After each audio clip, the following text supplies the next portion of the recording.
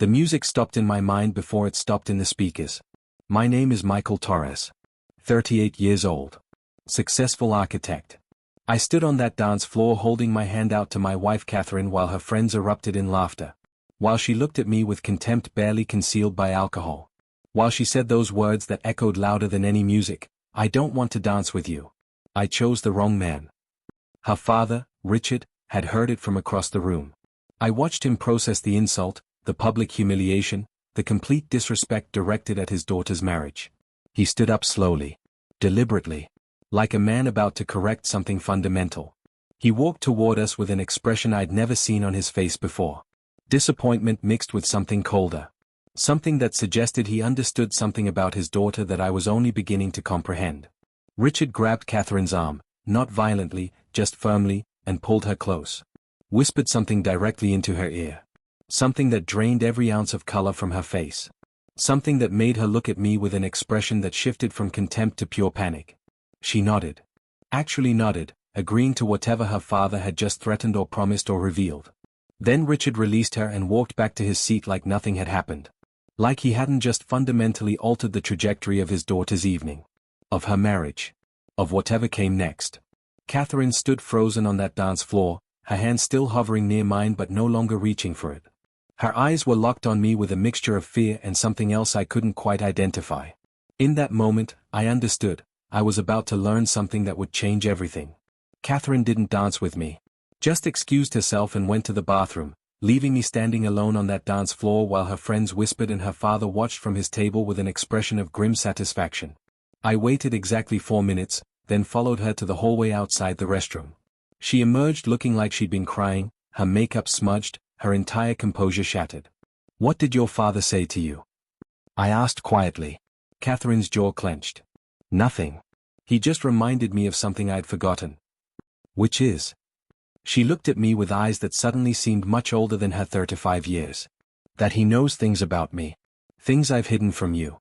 Things that would destroy our marriage if they became public." My stomach tightened. "What kind of things?" "The kind that mean I can't afford to publicly humiliate you," Catherine said flatly. "The kind that mean my father has leverage over me that supersedes my feelings about this marriage. The kind that mean I need to go back out there and apologize to you in front of everyone." She returned to the dance floor and did exactly that. Apologized loudly. Danced with me. Performed the role of devoted wife while her father watched from his seat like a conductor satisfied with his orchestra's performance. But something had shifted. Some invisible architecture of control had been revealed and then quickly hidden again. And I needed to understand what leverage Richard had over his daughter that was powerful enough to override her public contempt for me. I spent the rest of that evening observing. Watching Richard. Watching Catherine. Watching the way she kept glancing at her father like he held invisible strings attached to her very existence. By the time we left the wedding, I decided, I was going to find out exactly what Richard knew. I hired a private investigator the next morning. Not because I suspected Catherine of infidelity or financial impropriety, but because I needed to understand what her father had threatened her with. What leverage was powerful enough to transform public contempt into immediate compliance. The investigator's report came back in 2 weeks. What I discovered was worse than infidelity. Worse than debt. Worse than anything I'd anticipated. Catherine had been embezzling from her family's business for 3 years. Approximately $400,000 diverted into accounts I didn't even know existed. Richard had discovered the theft 6 months ago and had been quietly documenting it, waiting to see what his daughter would do with the stolen money. She'd been planning to leave me. The embezzled funds were her exit strategy. Her fresh start capital. Her way of disappearing without legal entanglement or financial dependency. Richard's whispered threat at the wedding had been simple: cooperate with her marriage or face criminal prosecution. Family business theft was a felony. Prison time. Complete destruction of her professional reputation. So Catherine had chosen compliance. Had chosen to stay married to me. Had chosen to perform devotion while her father held the threat of imprisonment over her head. But here's what Richard didn't know. I'd discovered everything before Catherine had even decided to comply. And I'd been thinking about what to do with this information for 2 weeks. I could have confronted Catherine immediately. Could have demanded explanations. Could have used her embezzlement as leverage the way her father had. Could have become another person holding power over her through threats and coercion.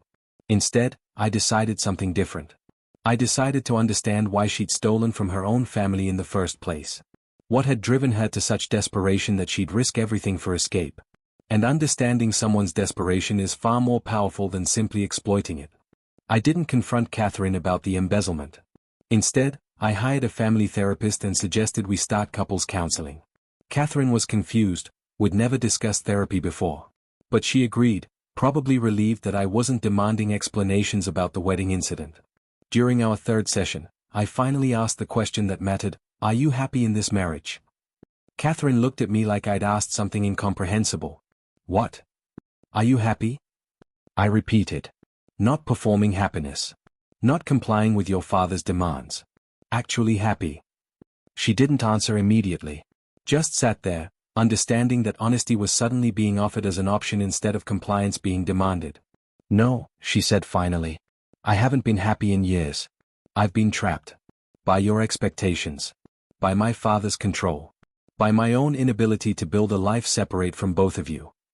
The therapist asked her what she wanted, not what her father wanted, not what I wanted, but what Catherine actually wanted for herself. I want to be invisible, Catherine whispered. I want to disappear. I want to start over where nobody knows who I am or what I've done. That's when I understood the architecture of her desperation. She hadn't stolen the money out of greed. She'd stolen it out of suffocation. Out of needing to escape a life where every choice had been made for her. You can have that, I said quietly. Not through theft or betrayal. But through honesty. Catherine looked at me with confusion and something approaching hope. What do you mean? She asked. I mean we can end this marriage, I said. Cleanly. Fairly. You can take your share of our assets and start the life you actually want. No one has to prosecute you. No one has to know about the embezzlement. Just two people acknowledging that this doesn't work anymore. Catherine's eyes filled with tears, genuine tears of someone being offered freedom they didn't think was possible. Catherine didn't believe me initially. She thought it was a trap. That I was recording her confession so I could use it against her later. That I was offering freedom as a way to make her vulnerable enough to destroy completely. But I wasn't. I was offering something far more powerful than revenge. I was offering her a choice. We divorced cleanly. Not through contentious litigation, but through mediation. I ensured she received a fair settlement, enough to genuinely start over without depending on her father's money or approval. Enough to disappear into a new life if that's what she wanted. The embezzlement never became public. Richard discovered that I'd settled with Catherine privately and respected my decision not to press charges. He understood, I think, that I'd chosen mercy over leverage. Catherine moved to Portland. Started working at a nonprofit. Built a life where nobody knew about the theft or the failed marriage or the controlling father. She became someone new through genuine effort rather than escape through betrayal. I didn't pursue additional revenge against Richard for his control over Catherine. Didn't expose his knowledge of her crimes. Didn't weaponize the information I'd obtained. I simply acknowledged that he'd been trying to protect his family in the only way he knew how, through control and leverage. It was a flawed approach. But it wasn't evil. It was just broken. My friends asked why I'd let Catherine walk away without fighting her for assets or custody of our child. Why I'd been so merciful to someone who'd publicly humiliated me. Because she was drowning, I said simply. And I could either hold her underwater or let her swim away. Letting her swim away had been the harder choice. But it was the right one. 2 years after the divorce was finalized, Catherine contacted me requesting a meeting. Not through lawyers. Directly. A phone call asking if we could talk somewhere neutral. I agreed out of curiosity. We met at a coffee shop in a neighborhood neither of us frequented. Catherine looked different, not physically transformed, but fundamentally changed. The desperation was gone. The performance was gone. What remained was someone who'd actually built a life instead of just surviving one. I wanted to thank you, she said. For letting me go without destroying me. For understanding that I needed escape more than I needed reconciliation. I wanted to destroy you, I said honestly. I wanted to use your embezzlement as leverage the way your father did. But I realized that becoming another person holding power over you wasn't victory. It was just repetition. Catherine nodded. My father tried contacting me last year. Wanted me to come back to the family business. I told him no. For the first time in my life, I said no to him without fear of consequences. How did that feel? I asked. Terrifying, Catherine said. But also like breathing for the first time. Like I finally understood that his approval wasn't currency I needed. We talked for 30 minutes about nothing important, her new job, my architecture projects, the surprising peace that comes from releasing the need to punish people who've hurt you. Walking away from that coffee shop, I understood something crucial. Catherine hadn't been my enemy. She'd been someone drowning in circumstances neither of us fully controlled. And sometimes the most powerful thing you can do is recognize that distinction and act accordingly. Real power isn't destruction. It's knowing when mercy serves justice better than punishment ever could. A year after that coffee shop meeting, I made a decision that surprised my therapist but not myself. I reached out to Richard and suggested we meet. Not for confrontation. Not for revenge. Just for understanding. We met at his country club, neutral ground, though tilted toward his comfort. Richard was wary, clearly expecting some kind of ambush or ultimatum. I want to understand something, I said. Why you felt the need to control Catherine the way you did. Richard was quiet for a long moment. Because control was the only language I knew. My father controlled me through fear. I controlled Catherine through leverage. It's what we Ashfords do. And how did that work out? I asked. It didn't, Richard admitted. My daughter left. Refuses contact. Built a life where she doesn't need my approval or my money. I won completely, maintained family control, prevented scandal, and lost everything that actually mattered. We talked for nearly an hour about the architecture of control.